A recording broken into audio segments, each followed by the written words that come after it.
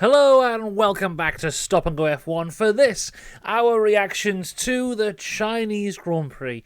Not the greatest race of all time by any margin, but still throws up a lot of interesting questions for this championship going forward. We'll get into all that and more in just a second, but before that, remember to like and subscribe, and a huge shout out to the members: Dakota, LaJoyce James, Robin Myers, Cinnamon Strudel, Michael Johnson, and F. They are the members on YouTube and on Patreon. If you want to become a member, click the link in the description down below. But let's get into this race. We saw Oscar Piastri take his first ever pole position in a feature race yesterday. George Russell with a fantastic lap to start alongside him. Our championship leader is Lando Norris. He sits in third place. The only real change to the grid is Liam Lawson will now start from the pit lane, which I believe he also did last time out. I'm going to flick through my notes to go back to the last race. Where is the last race? I can't find it. It's gone. Oh, here it is. I found it in my notes. Yes, it was Liam Lawson's second pit lane start in a row in a feature race. In terms of tyres, and this race was all about the tyres. On the hard tyre starting, we had Stroll, Behrman and Liam Lawson. Everyone else starting on the mediums, and the hard tyre runners here I think were really interesting, so we'll keep an eye on them throughout the race. As we get to the grid, Isaac Hadjar completes the formation lap, and as the lights go out, it's a fantastic start for George Russell, but he gets squeezed on the inside by Oscar Piastri, which allows Lando Norris to come from third alongside Russell and get past into turn 2, and it is a McLaren 1-2 from there. Verstappen, not a great start for him, losing 2 positions, and now back behind both Ferraris, but both Ferraris make contact. Charles Leclerc taps the back of Lewis Hamilton's car, and Leclerc loses the front wing end plate on the left side, and from there is nursing that all the way to the end of the race. I say nursing, if anything, it's the fastest he's been all weekend. Gabriel Bortoleto, though, he has an incident. He's off in the gravel trap, able to get it out, but has to pit from there, and he is just at the back for the remainder of this race. A couple laps into this, though, we do have our first and only DNF of the race, which is Fernando Alonso. There was reports that his brakes were on fire. He comes on the radio saying there's no brakes. Right to the pits, he is out. Second DNF in a row for Fernando Alonso. Not going well thus far in 2025. We are less than 10 laps into this race, and already everyone is managing their tyres. We saw this yesterday in the sprint, people complaining of graining all over the place, and again, this is what we're talking about here. The majority of the guys are going to go for a 1-stop in this race. Those who did go for a 2-stop proved that it was the wrong decision to make. There was no real advantage to it. And everyone now just nursing these tyres, trying to make them get to the end. And over the radio, we hear people arguing 1-stop versus 2-stop. We hear Ferrari discussing the strategy as well, and we hear Leclerc fighting back, fighting to go for that 1-stop strategy, which is good to hear, because a criticism that has been thrown at Charles Leclerc many times is that he doesn't fight the strategy. He doesn't have his own input on the strategy, and often that's where it goes wrong. We saw many times when Sainz was in the Ferrari team, Sainz would be the one saying, no, we should go this way, we should go that way, and 9 times out of 10 he was right, whereas Leclerc would accept the strategy, and that often screwed him over. So from that point of view, we're seeing Leclerc here fighting for the 1-stop strategy, and it is the one that works out well for him in the end. The first pit stop of the day outside of Bortoleto, who pit because of that incident, was Pierre Gasly. He lost the medium tyres on lap 11 to go across to the hard tyres. Then we get Antonelli and Hadjar on lap 13. Yuki Tsunoda had pitted on lap 12 though, and got a big undercut on Antonelli. Yuki now in front of him thanks to pitting a lap earlier. The undercut very strong this weekend. Hamilton and Verstappen come in on lap 14, and then George Russell hits his signature move, which is coming on the radio going, guys, I think a 1-stop might be quite good. He then comes in the pits, lap 15. Oscar Piastri, race leader, comes in on lap 15 as well. Although it was quite a slow stop for the McLaren team, who are known for their fast pit stops.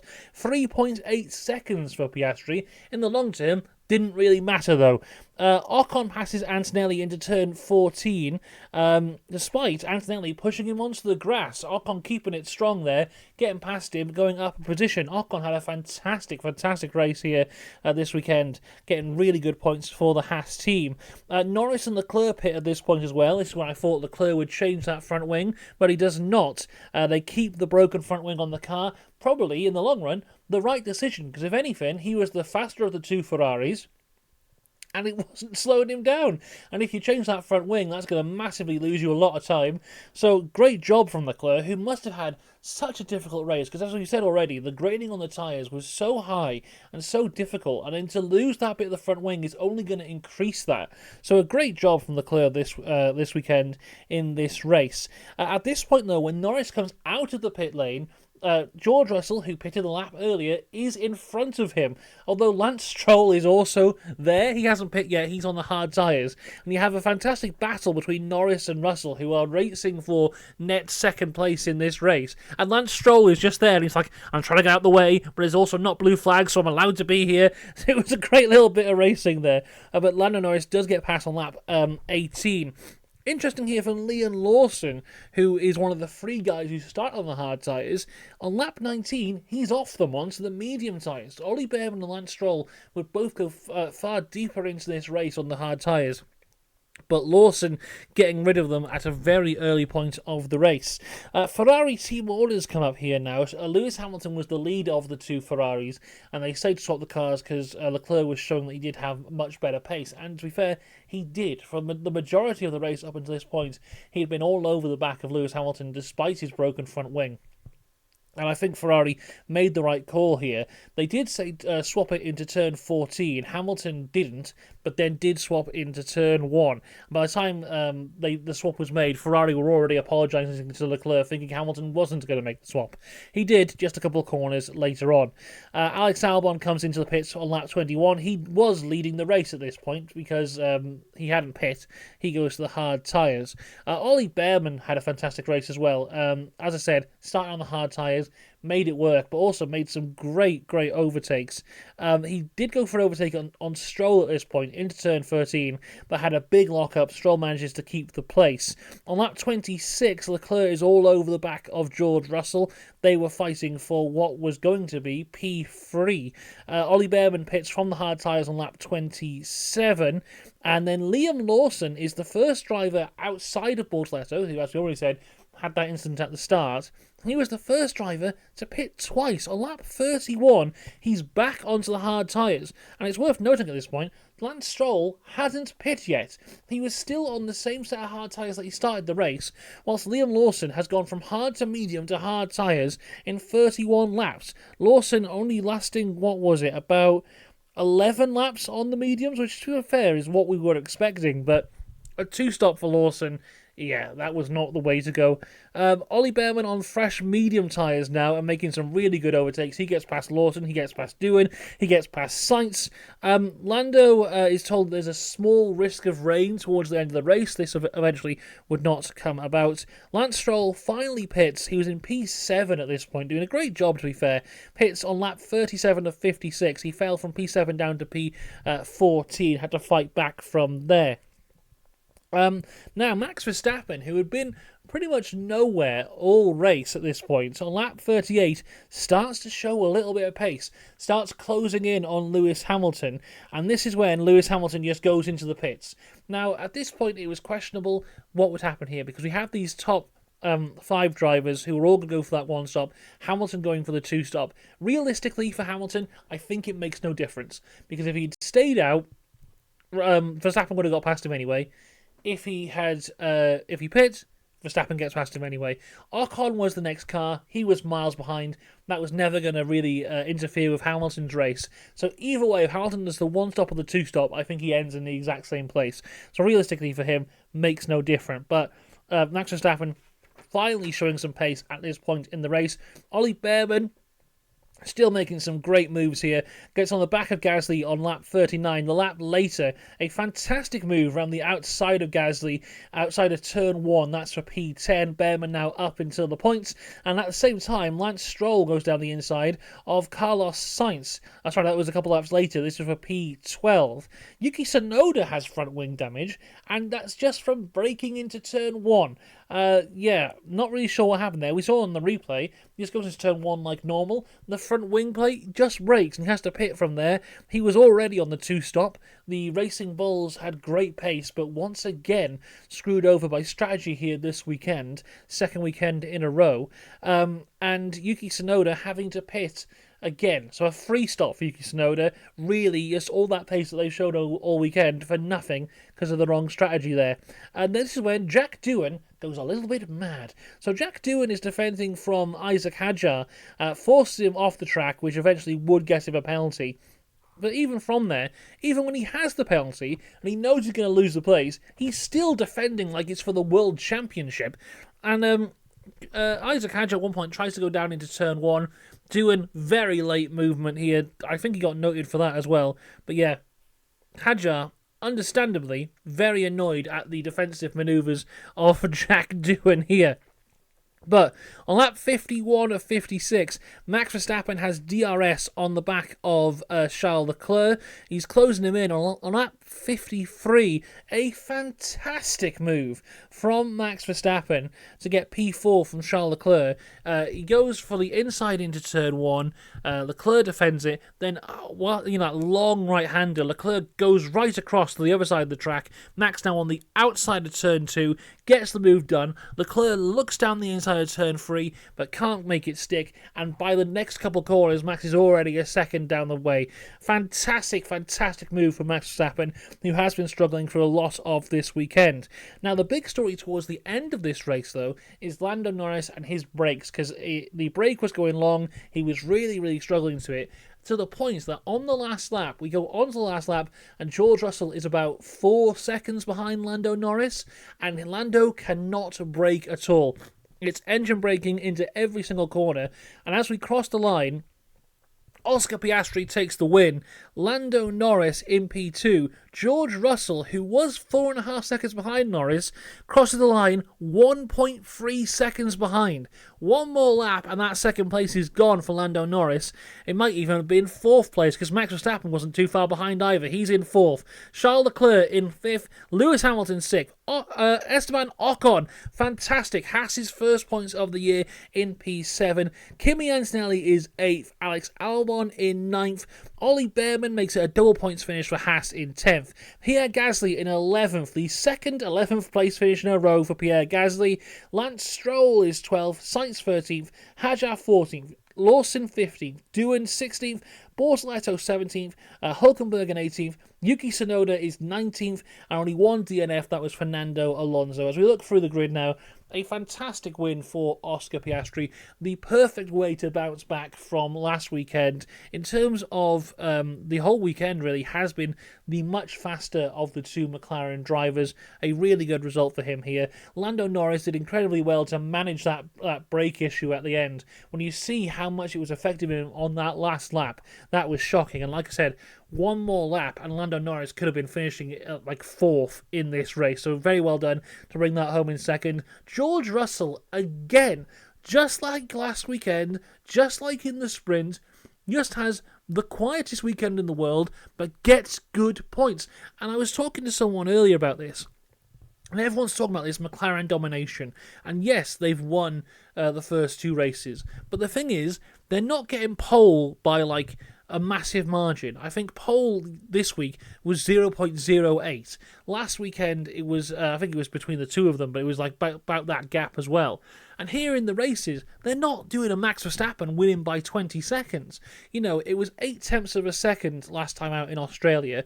Here, the gap was a bit bigger because of Norris's brake issue, but the gap between Norris and Russell, 1.3 seconds. These aren't huge margins. Yes, they're winning. Yes, they're getting poles, but they're not dominating races like a Verstappen would, like a Hamilton would, like a Schumacher would.